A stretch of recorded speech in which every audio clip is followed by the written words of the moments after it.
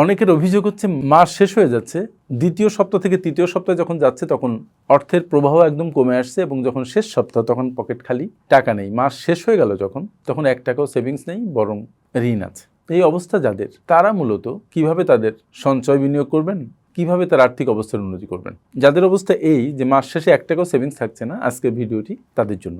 ছোট্ট ভিডিও, কয়েক মিনিট সময় লাগবে, একটু মনোযোগ দিয়ে শুনুন, ইট উইল হেল্প ইউ। প্রথম যে কাজটি করবেন সেটা হচ্ছে পে ইয়োরসেলফ ফার্স্ট। তার মানে যখনই আপনার বেতনের টাকাটা অ্যাকাউন্টে ঢুকবে বা আপনার হাতে আসবে তখন আপনি আপনার নিজেকে পেমেন্ট করবেন। নিজেকে পেমেন্ট করা মানে আপনার উপার্জিত টাকা ভবিষ্যতের জন্য রেখে দেয়া। যারা কর্পোরেট ফাইন্যান্স ম্যানেজ করতে হিমশিম খাচ্ছেন তাদের জন্য বের হয়েছে আমার নতুন বই, দি art of corporate finance management. এক কথায় এই বই দুর্দান্ত। আপনার প্রতিষ্ঠানের আর্থিক শৃঙ্খলার জন্য, আপনার প্রতিষ্ঠানের অর্থ সঠিকভাবে মেনটেন করার জন্য, ম্যানেজ করার জন্য এই বই আপনাকে দারুণভাবে উপকার করবে। বইটি আমাদের কাছ থেকে সংগ্রহ করতে পারেন। Thank you. একটা পোর্শন রেখে দেয় এমনভাবে যেন ভবিষ্যতে যখন আপনি কাজ করতে পারবেন না তখন আপনার টাকা আপনার হয়ে কাজ করে। একে বলে পে ইয়োরসেলফ ফার্স্ট। আপনি আপনার ইনকামের 15 থেকে 20% সঞ্চয় করবেন, যত অল্প আয় হোক না কেন। যে 1 লাখ টাকায় চলতে পারে সে 90,000 টাকায় চলতে পারে। সুতরাং যে 10,000 টাকায় চলতে পারে সে 9,000 টাকায় চলতে পারে, ইভেন 8,000 টাকায় চলতে পারে। প্রয়োজন সদিচ্ছার। সামর্থ্য এখানে খুব বড় ব্যাপার নয়, বরং আপনার মনের জোর, ইচ্ছা আছে কিনা সেটাই বড় বিষয়। পদক্ষেপ 2 হচ্ছে ব্যয়ের খাত ট্র্যাকিং করা। আপনার ইনকাম যত কমই হোক না কেন, আপনার খরচের খাত দেখবেন মাল্টিপল, অসংখ্য খাতে আপনার টাকা খরচ হয় এবং এই অসংখ্য খাতের মধ্যে অনেকগুলো খাত আছে যে খরচগুলো আপনি না করলেও পারেন। এজন্য আপনার টাকা কোথায় যাচ্ছে এটা আপনি পরখ করে দেখুন, এটাকে আপনি ট্র্যাকিং করুন। এই ট্র্যাকিং করতে হলে আপনার বাজেট তৈরি করতে হবে এবং সেই বাজেট তৈরি করে বাজেটকে ফলো করতে হবে। কোন খরচ কোথায় কি হচ্ছে এটা জাপানিজদের মতো এটা লিখে রাখতে হবে এবং প্রতিদিন সন্ধ্যায় না হলেও সপ্তাহে অন্তত একদিন এটা রিভিউ করতে হবে যে কোন খরচটা আপনার করা উচিত হয়েছে, কোনটা উচিত হয় নাই। যেটা মনে হবে খরচ না করলেও চলতে উচিত হয় নাই, সেই খরচটা পরবর্তীতে আর করবেন না। 3 নাম্বার হচ্ছে ওয়ান্টস এবং নিডের পার্থক্য বোঝা। নিড হচ্ছে যেগুলো আপনার না হলে চলবেই না। যেমন আপনার পানি পিপাসা লাগছে, আপনার পানি খেতে হবে। আপনার খাবার আপনার প্রয়োজন।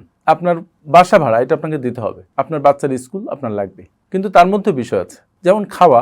আপনি বাসায় কোনো খাবার খেলে যে খরচ হয় সেই খাবার যদি বাইরে খান তাহলে খরচ কয়েক গুণ বেড়ে যায়। সুতরাং খাবার ব্যাপারে আপনাকে কেয়ারফুল হতে হবে। আপনাকে বুঝতে হবে কোনটা আপনার প্রয়োজন আর কোনটা আপনার চাওয়া, দ্যাট ইজ ওয়ান্টস। ওয়ান্টস হচ্ছে সেটা যেটা আপনার না হলেও চলে, হয়তো হলে ভালো লাগতো, একটু ভালো দেখাতো, কিন্তু না হলে আপনার বিশেষ কোনো সমস্যা হচ্ছে না। যেমন আপনি যারা কর্পোরেট ফাইন্যান্স ম্যানেজ করতে হিমশিম খাচ্ছেন তাদের জন্য বের হয়েছে আমার নতুন বই, দি art of corporate finance management. এক কথায় এই বই দুর্দান্ত।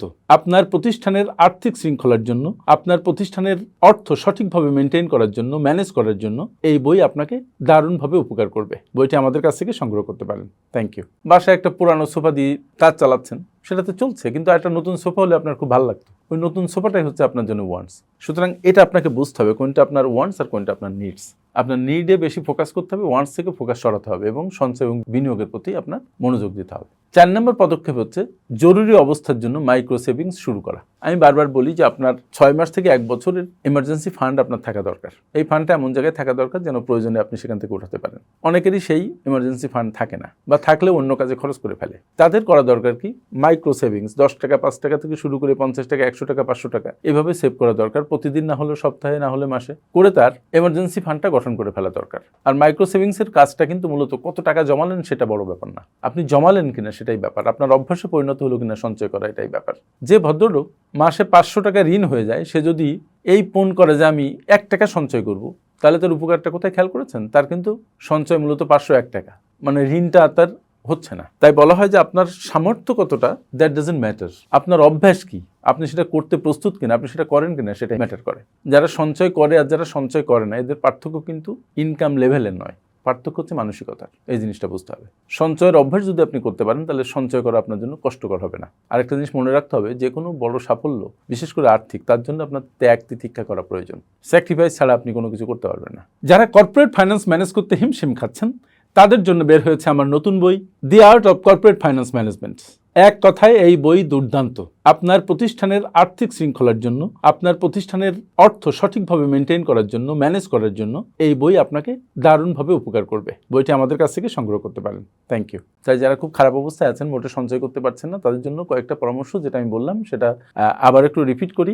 সেটা হচ্ছে, আগে নিজেকে পেমেন্ট করবেন, দ্যাট ইজ নিজের সেভিংস আগে আলাদা করবেন। তারপর প্রত্যেকটা খরচের আপনি হিসাব করবেন, দ্যাট ইজ আপনার এক্সপেন্সেস ট্র্যাক করবেন। 3 নাম্বার, আপনি কি করবেন, আপনার ওয়ান্টস এবং নিডসের মধ্যে পার্থক্য পার্থক্য আপনি স্পষ্ট হবেন এবং ওয়ান্টসে কম ফোকাস করবেন, নিডসে বেশি ফোকাস করবেন। আর 4 নাম্বার যেটা বলেছি সেটা হচ্ছে আপনি ইমার্জেন্সি ফান্ড গঠন করবেন এবং মূলত মাইক্রো সেভিংসের অভ্যাস গড়ে তুলবেন। এটা আপনার সেভিংস হ্যাবিটকে ত্বরান্বিত করবে, আপনার খরচ করার যে অভ্যাস আছে সেটাকে দূরে ঠেলে দিবে।